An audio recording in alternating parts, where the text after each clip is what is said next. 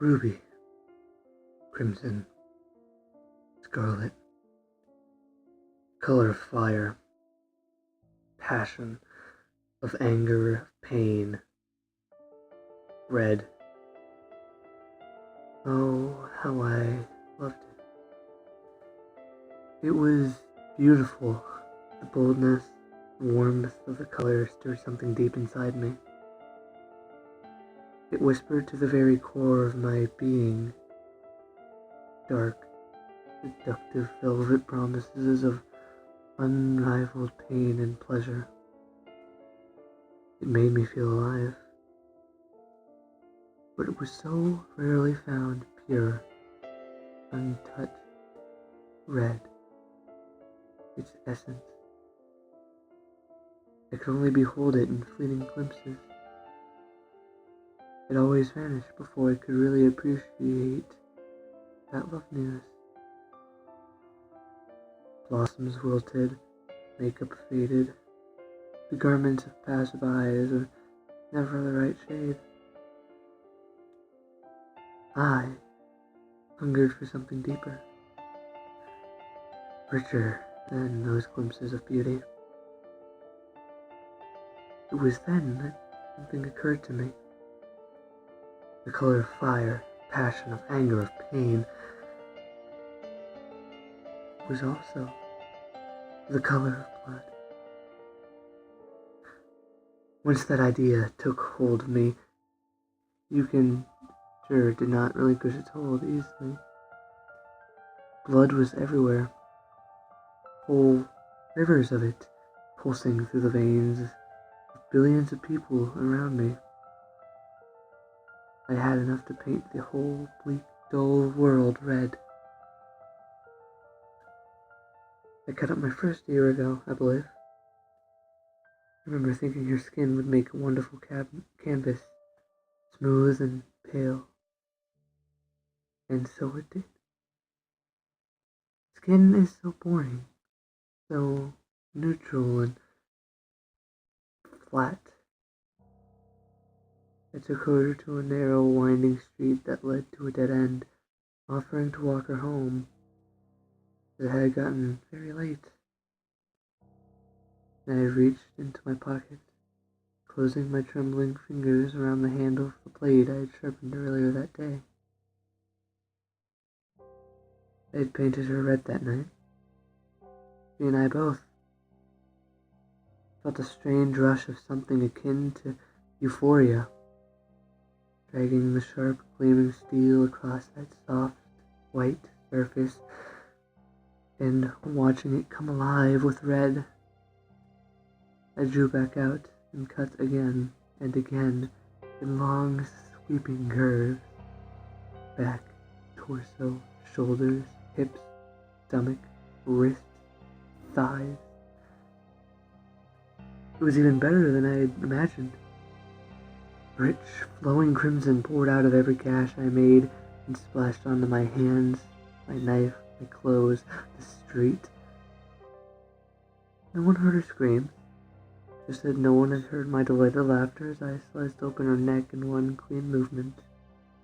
Watched the last of that lovely red pour out, warm and gushing into the dark, deserted street, as the last spark of light in her eyes went out.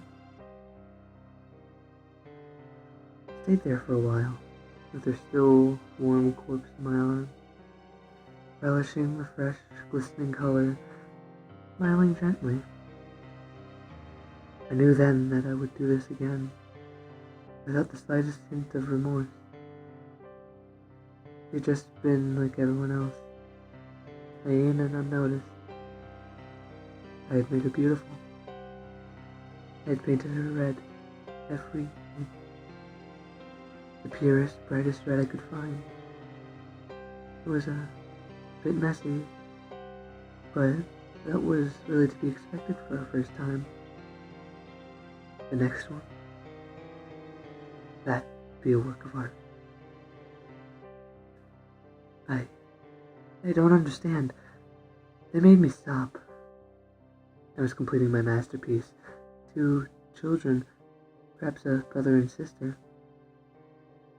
I planned to carve rosebuds in their skin.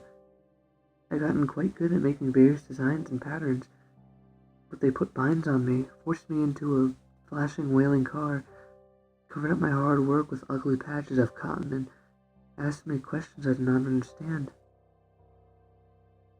They called me awful, awful things. A psychopath, a murderer, a lunatic. They took my knife away. I was only an artist. I tried to explain. My blade was my paintbrush. The world was my canvas. Its people my ink. I made them beautiful in death. If only they would let me show them, let me cut them, they might see how lovely it was. But they did not. No one understood. They repeated themselves endlessly. Murder, homicide, mutilation, assault, kidnapping, killing. Ugly words, hateful words. They didn't listen. Did they want the world to be boring? Did they want to spend their lives in a monochromatic shadow of what I could have made it? Perhaps they did. They would not answer my questions. They would only throw more words at me. Senseless, awful words. There's not many other things they called me. I was an artist. They were the cruel ones, calling me names and locking me away. I was not. But it's okay.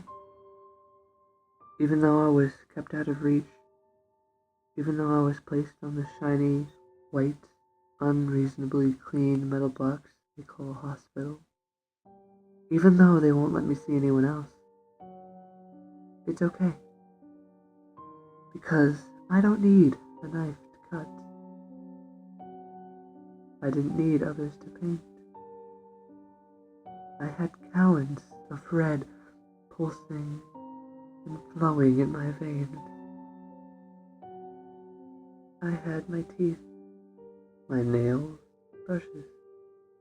The walls of the hospital room, clean and stark, would make a perfect backdrop. It was only a pity that I wouldn't be able to enjoy my last piece of artwork.